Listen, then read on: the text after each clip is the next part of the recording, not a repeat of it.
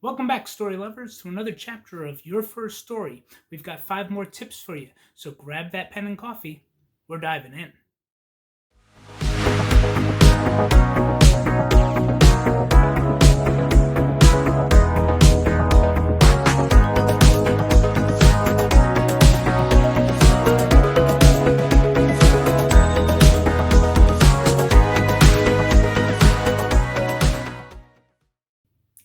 First tip I've got for you is have fun with this. I remember the first time that I finished my first short story. It was probably about 10 or 12 pages. I think it was 12. And the feeling I got just from accomplishing it was so incredibly amazing. I remember just sitting back in the chair and being like, wow, I was capable of this. I actually wrote a story from beginning to middle to end and completed it. Keep in mind that it was complete garbage. It was a horrible story. I don't even remember it, besides the fact that it was bad. But just completing the story and having fun with it and just really being in the moment and enjoying it is incredibly helpful for being a writer. If you don't like what you're doing, why are you doing it? There's also something of a confident boost that comes with just getting in there and finishing your first story, getting it done. And just as my story sucked, your first story is probably going to suck too. There's no getting around that. Everybody's first story sucks. We're not the exception. You're not the exception. Stephen King wasn't the exception.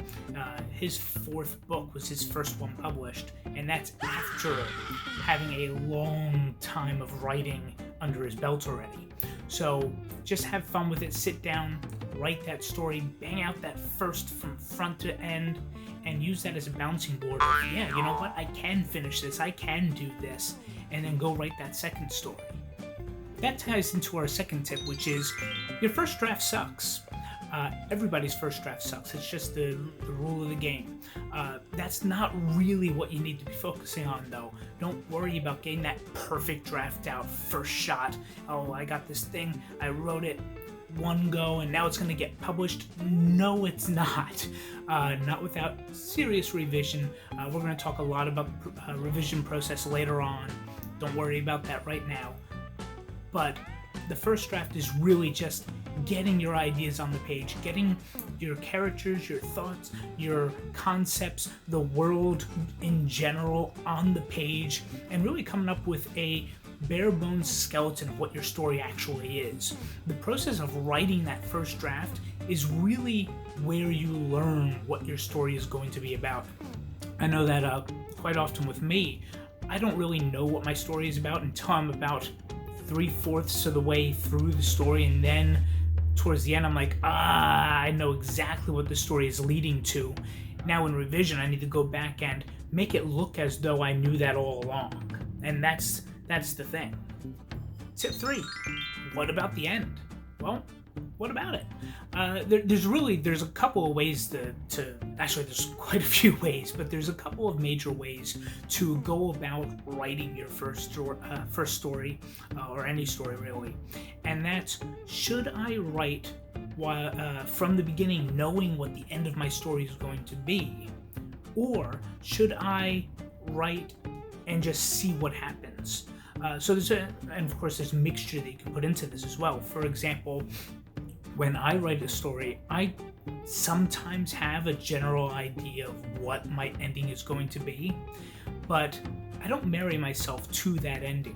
What tends to happen, at least for me, if I have in concrete, the story will end with Paul in the barn shooting Jake to get back what Jake stole from him. Like, if I have exactly that ending in mind and then write my story to go to that, what can happen is characters start saying and doing things, and I start introducing things that aren't really natural based on what the story has been building up to, because I'm trying to force the story to get to that end goal.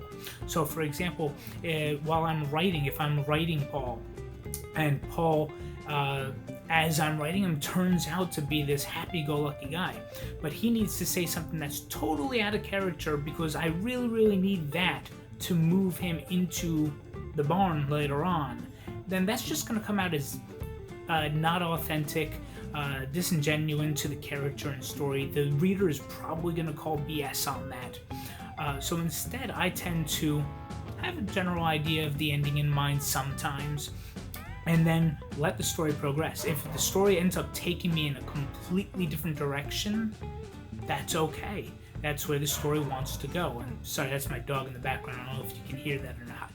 So my fourth tip is going to be talking about length. Now, honestly, I think this is probably the least important tip on this list. However, the reason I include it is because a lot of people focus a lot on, well, how long is my story going to be? And that's honestly not too important.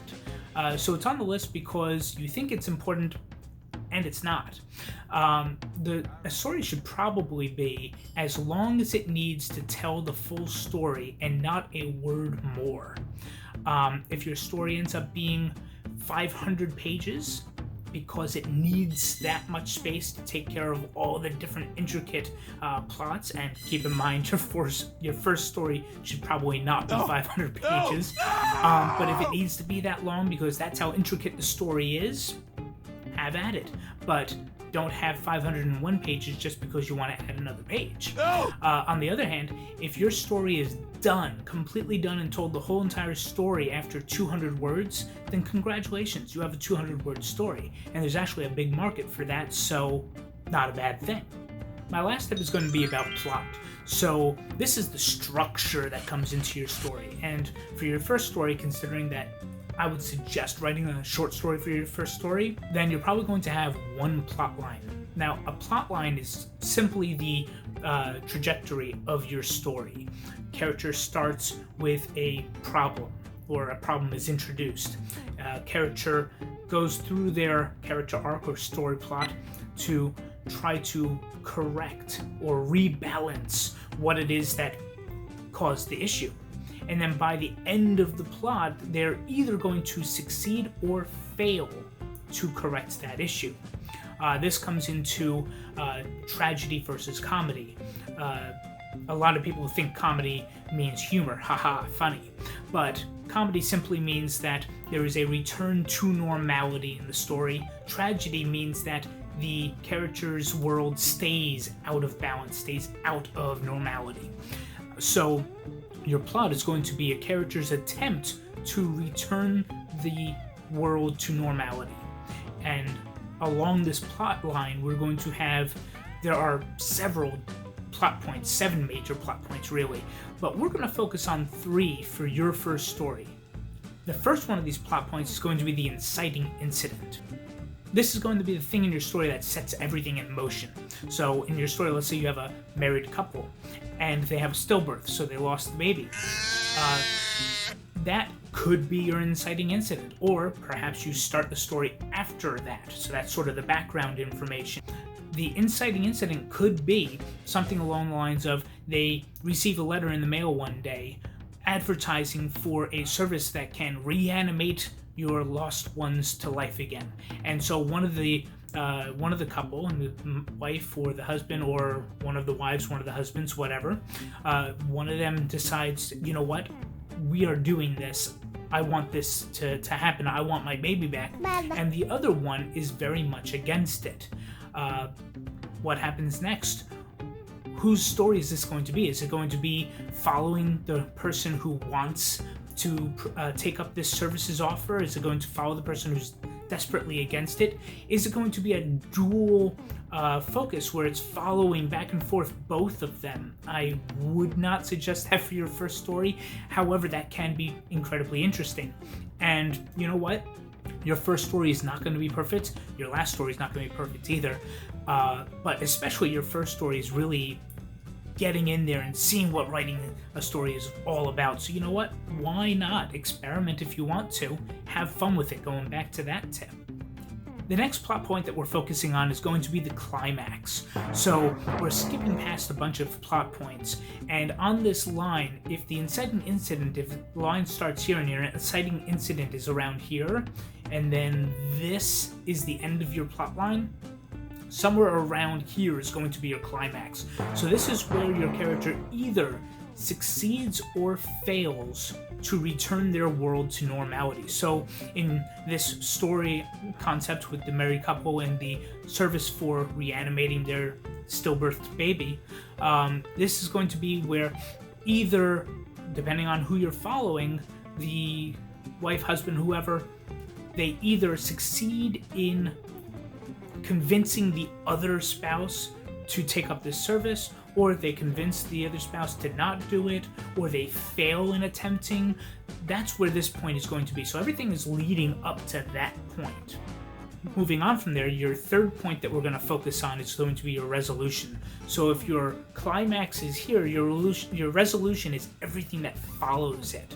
So this is really the spot that just sort of shows the consequences of the character's growth. So if the character growth is from the beginning to the inciting incident all the way to the climax, and the climax is where all of the change in the character manifests, then the resolution, everything following that, is going to just be showing the consequences of that growth, whether it be good, bad, or indifferent. So it could be helpful to have a piece of paper and draw a plot line out there, and just draw on there inciting incident, climax, resolution, and then write a little note on each one of what is happening at each one of those points. Inciting incident, draw a line, and letter comes in the mail, advertising reanimation for dead baby. Climax, husband fails to convince wife to take the service and becomes convinced that it was a bad idea in the first place. Doesn't have to be that simple or boring. Resolution, what is the consequence of that? Now, have fun, go out, write that story, and I'll see you in the next video. Did you find this video helpful? Make sure to hit that subscribe button and ring that bell to keep up to date on future videos. Next time, we'll break down and tackle point of view. Until next time, bye.